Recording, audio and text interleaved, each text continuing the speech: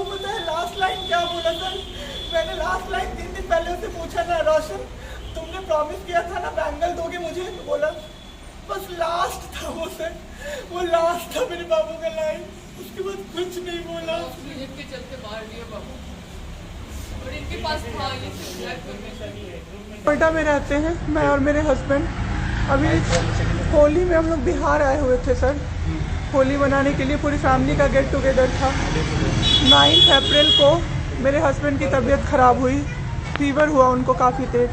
हमने कोरोना का 2-2 3-3 बार टेस्ट करवाया, नेगेटिव आया। RT-PCR के लिए दिया तो वहाँ पे भागलपुर में सर, भागलपुर में थे हम लोग, वहाँ पे 1 दिन 2 दिन वेट करते करते 10 दिन तक रिपोर्ट नहीं आया। फिर हमने नोएडा के एक डॉक्टर हैं उनसे कंसल्ट किया, वीडियो कंसल्टेशन से। उन्होंने बोला कि CT चेस्ट करवाना है।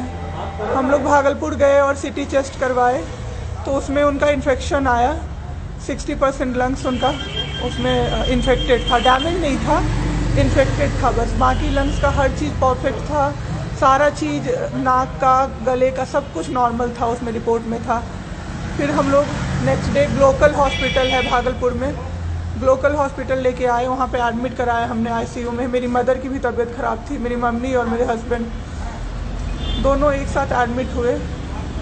वहाँ पे इतनी लापरवाही हुई उनके साथ, इतनी लापरवाही हुई। डॉक्टर्स आते थे बस विजिट के लिए, 10 मिनट देख के गए। उसके अलावा जितने भी वहाँ पे नर्स थे, कंपाउंडर्स थे, सारे के सारे जल्लाद थे सर।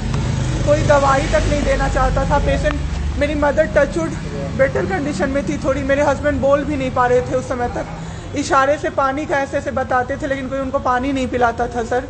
वो मुझे हार के फ़ोन करते थे कि पानी पिला दो। जब मैं अंदर जाती थी तो ये लोग हल्ला करते थे कि क्यों जा रहे हो अंदर। फिर भी मैं जाके उनको पानी पिलाती थी, जूस पिलाती थी। रेमडेसिविर इंजेक्शन का नाम आप लोगों ने अभी तक सबने सुन लिया होगा कि कितनी मुश्किल से मिल रहा है। डॉक्टर ने वहाँ सजेस्ट किया, मेरे 2 पेशेंट थे वहाँ, हमने बहुत मुश्किल से अरेंज किया। जब वो इंजेक्शन मिला तो एक दिन रात को जब इंजेक्शन देने लगे, हाफ इंजेक्शन फ्लोर पे गिरा दिया। आपने कैसे गिरा दिया? उन्होंने कहा कि 50,000 का भी गिरा देता ना तो तुम कुछ नहीं कर पाती अभी। हम लोग चुपचाप वहाँ से सर हट गए। थोड़ी देर बाद वहाँ पे मेरे हस्बैंड को मैंने देखा कि उन्होंने 2-3 बार पॉटी किया था, यूरिन पास किया था, कोई क्लीन करने नहीं आ रहा था सर। 6 घंटे से वो उसी गंदगी पे पड़े हुए थे।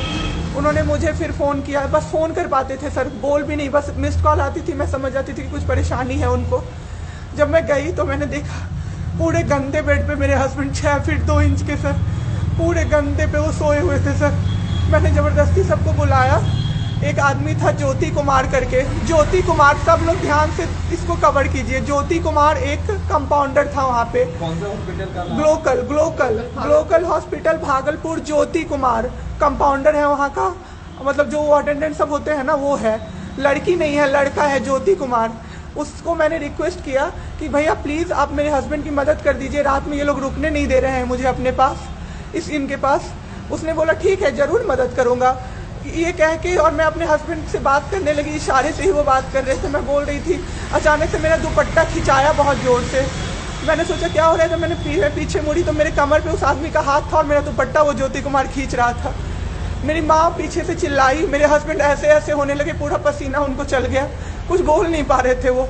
जब हम लोग ठीक थे ना, मैं बाहर निकलती थी ना, कोई मुझे ऐसे देखता था ना नॉर्मली ही तो कहते थे आंख निकाल लूंगा, क्या सोच के इसको देख रहे हो। और मेरे हस्बैंड उस दिन बेड पे पड़े हुए देखते रहे कि मेरी वाइफ का कोई दुपट्टा खींच रहा है। और जब मैंने उस आदमी को देखा ना तो वो मुस्कुरा रहा था। मैंने ऐसे दुपट्टा खींचा और मैं कुछ नहीं बोल पाई डर से कि मेरे हस्बैंड यहाँ पे है, मेरी माँ यहाँ पे है, ये लोग कुछ कर देगा। इस डर से मैं कुछ नहीं बाहर निकली। मैं बाहर निकल के मैं दम से बैठ गई। वो आदमी मेरे पास फिर आया, मुस्कुरा के बोला मैं ध्यान रखूंगा। मैंने बोला ठीक है भैया आप ध्यान रखना। मैंने कुछ नहीं बोला उसको, कुछ भी नहीं। 2-3 दिन बाद ऐसे ही कोई सुविधा नहीं, कुछ नहीं। मेरे हस्बैंड की तबीयत उस दिन से बिगड़ी जब रात के 2 बजे में मेरी मदर के बगल वाले बेड पे एक अंकल, मास्क उनका हट गया था और वो अंकल चिल्ला चिल्ला के नर्स को बुला रहे थे और मेरी मम्मी चिल्ला रही थी जल्दी आइए ये मर जाएंगे, जल्दी आइए ये मर जाएंगे। कोई नहीं आया और अंकल ने दम तोड़ दिया। ऐसे 3-4 लोग उस 2-3 दिन के अंदर दम तोड़े हैं बिना केयर के, बिना नर्स के आए। सारी नर्स टेबल कुर्सी लगा के सो जाती थी, कहती थी पागल हो गए हैं हम ही, अब मर जाएंगे इस कोरोना के चक्कर में, अब तो क्यों जॉब कर रहे हो, छोड़ दो, आपकी जगह कोई और आ जाएगा। उसके बाद वहाँ से बाईपैप वहाँ उस हॉस्पिटल में नहीं अवेलेबल था। मेरे हस्बैंड की तबीयत एक दिन बहुत ख़राब हो गई, उन्होंने मायागंज रेफ़र कर दिया, भागलपुर मायागंज हॉस्पिटल। हम लोग जब मायागंज आए, मायागंज की और हालत ख़राब, आईसीयू में 4 बेड था। मेरे हस्बैंड के बगल वाले बेड पे 4 लोग 6 से 7 घंटे में 4 लोग ख़त्म हुए। क्यों ख़त्म हुए? वो नर्स को बुला रहे थे, सिस्टर आ जाओ, दिक्कत हो रही है, दिक्कत हो रही है, और सिस्टर नहीं आती थी। एक अंकल तो बुलाते बुलाते उलट के गिर गए, पूरा सर फूट गया, ब्लड और मर गए वो अंकल वहीं पे। इतना मेरे हस्बैंड डर गए। शाम होते होते मेरे हस्बैंड की तबीयत अचानक से ख़राब होने लगी, पूरा ये सब ड्राई हो गया, एक लेयर वाइट कलर का जम गया उनके ऊपर, बहुत ज़्यादा तबीयत ख़राब हो गई। हम लोगों को समझ में नहीं आ रहा था कि हो क्या रहा था। अचानक से मेरे दिमाग में आया ना, डॉक्टर को कम से कम 5-6 बार मेरी बहन बुलाने गई है, क्योंकि कोई डॉक्टर था ही नहीं ड्यूटी। कब हुई आपके हस्बैंड की डेथ? परसों। सुनिए मेरी बात, पहले पूरी कहानी मेरी सुनिए। मेरी बहन 5 बार 6 बार गई है बुलाने डॉक्टर को मायागंज में, तो डॉक्टर क्या कह रहे हैं, यार रात में भी सोने नहीं दोगे, रात में भी सोने नहीं दोगे। जब हमने देखा जाके सर, तो लाइट ऑफ, इमरजेंसी के नाइट डॉक्टर्स का लाइट ऑफ, और सब नीचे बिछा के मूवी देख रहे हैं और सो रहे हैं, और दरवाज़ा तक नहीं खोला सर। मेरे हस्बैंड की ऐसी हालत हुई, जब मेरी दीदी बहुत जाके चिल्लाई, तब एक डॉक्टर आए वहाँ से, तो उन्होंने देखा क्या कि मास्क, उन्होंने ऐसे मास्क लगा होता है ना, उसमें एक ऑक्सीजन सप्लाई का पाइप होता है ना, वो पाइप ही नहीं लगाया था सर, बस मास्क लगा के छोड़ दिया था, ऑक्सीजन सप्लाई आ ही नहीं रहा था। जब बहुत कम हो गया तब वो डॉक्टर आए और पाइप लगाया, मेरे हस्बैंड तुरंत भी जिंदा हो गए। उसी दिन से उनके दिमाग में वो ऑक्सीजन की किल्लत का डर बैठ गया सर। बहुत 7 घंटे बिना ऑक्सीजन के रहे सर, लड़ते रहे। फिर उस दिन इतना वो डर गए, वो बोले नहीं अब हमको कहीं बाहर लेके चलो। दिल्ली में सर हमने बेड का किया, बहुत पता नहीं था, दिल्ली में कहीं भी जगह नहीं था। हम पटना आए, राजेश्वर हॉस्पिटल में सर पटना आए। यहाँ पे इन्होंने कहा आईसीयू में अटेंडेंट नहीं अलाउड है, नहीं जाओगे आप। मेरे हस्बैंड रोने लगे कि मेरी वाइफ को बस भेज दो, वो रहेगी तो मैं ठीक हो जाऊंगा। इन लोगों ने नहीं अलाउ किया सर। आज मैंने देखा, एम्बुलेंस से हम लोग भागलपुर से पटना आए थे राजेश्वर, रास्ते में उनको 3 बार पॉटी हुई थी सर। उसी गंदे बेड पे उनको 4-5 घंटे राजेश्वर में सुलाया रहा। मैं 10 बार जाके बोली बाहर से कि सर प्लीज़ बेड क्लीन कर दीजिए, वो हम लोग देख लेंगे ना। एक डॉक्टर निकले, मैंने बोला, वो मेरे हस्बैंड अंदर से ना बोल नहीं पा रहे थे, अंदर से ऐसे कर रहे थे, बुला रहे थे सबको। मैंने कहा सर वो बुला रहे हैं किसी को बाहर से, तो एक डॉक्टर मुझे कहता है अरे छोड़िए ना, वो छोड़ा तो ऐसे ही बौखला रहा है जब से आया है। मैं उस समय कुछ नहीं कर पाई सर। उसके बाद उनका ऑक्सीजन लेवल जब 37 हो गया, तब मेरे साथ मेरी दीदी थी, मेरे जीजा जी थे और मेरे जेठ थे।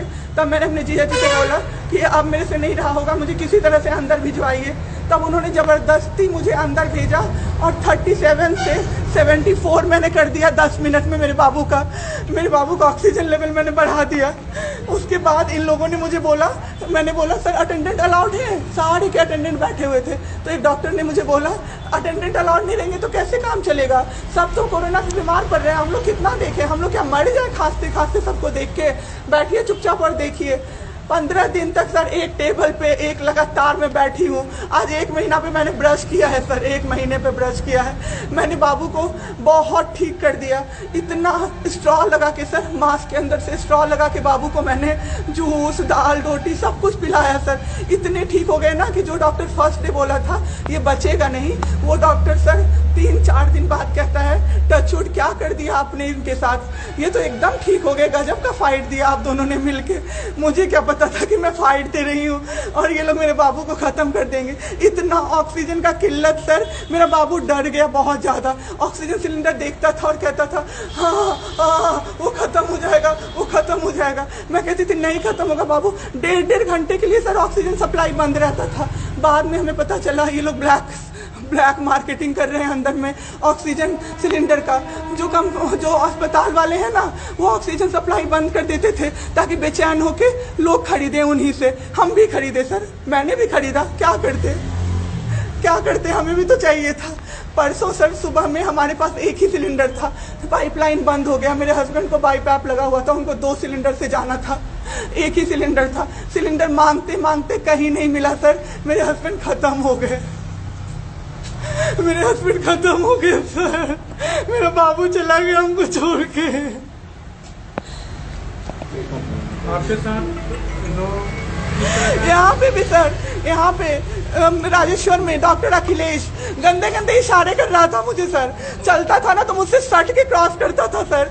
मैं इग्नोर कर देती थी कि मेरा हस्बैंड है यहाँ पे, वरना अगर बाहर होता चप्पल खोल के मैं मारती सर ऐसे इंसान को।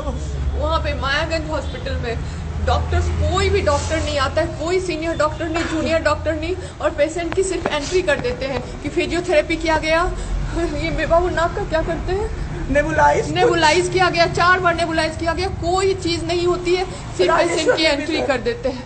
एंट्री सब किया हुआ रहता है कि ये बड़े डॉक्टर आए, ये बड़े डॉक्टर आए, उन्होंने पेशेंट को देखा, नेबुलाइज किया, फिजियोथेरेपी हुआ, पेशेंट को कुछ नहीं, मतलब सीपैप पे पड़ा हुआ पेशेंट, और उसको देखने के लिए 24 घंटे में कोई नर्स नहीं आती है, रूम बंद करके, और सब सोते रहते हैं। दरवाजा ठकठकाइएगा तो चिल्ला के बोलेगी दूर भागो यहाँ से, कोरोना पेशेंट के यहाँ से आई हो, हम लोग अभी रात में नहीं आ सकते। हम लोग क्या मर जाए पेशेंट के लिए? कोई नहीं आता है, कोई नहीं आता है देखने के लिए किसी को। ये लोग पटना में हम लोग तो 26 तारीख को आए पटना। मैम आपके साथ जो ये सब हुआ है, गलत हुआ है, इसकी शिकायत आपने किसी को की है? अभी किसको करे सर? परसों तो मेरा बाबू गया है। परसों शाम अब क्या चाहती हैं सरकार से? क्या अभी सबसे पहले तो मैं चाहती हूँ कि सारे जगह ये, सबसे पहले तो मुझे कोई प्लेटफॉर्म मिले जिस पे मैं ये बोल सकूँ टीवी पे जाके, ताकि लोग बचें। अब जिसके साथ जो हो नहीं हो तो सेकेंडरी है। हमारे जैसे जो लोग उसमें पड़े हैं ना, जो ये छोड़ के भूल जाते हैं कि पेशेंट का ख्याल डॉक्टर्स रखेंगे, वो जाके अपने पेशेंट का ख्याल रखें, नहीं तो सब मर जाएंगे सर, सब मर जाएंगे। एक डॉक्टर एक दिन आए राजेश्वर में, कहते हैं अरे ये बेड अभी तक नहीं खाली हुआ है, मतलब ये आदमी अभी तक नहीं मरा है। एक आदमी के बारे में आप सोचो सर जरा सा, आप सोचो सर जरा सा। मेरे हस्बैंड को वेंटिलेटर पे नहीं रखा सर, वो शायद बच जाते। और जब मेरी एक फ्रेंड है डॉक्टर, उसने बात की कि आपने वेंटिलेटर पे क्यों नहीं रखा, तो झूठ कह रहे हैं कि फैमिली वालों ने मना किया। हमें कोई सजेशन नहीं दिया, कोई सजेशन नहीं, पे आप रख सकते हो, कुछ भी नहीं सर। वो बस वेट कर रहे थे कि ये बेड खाली हो।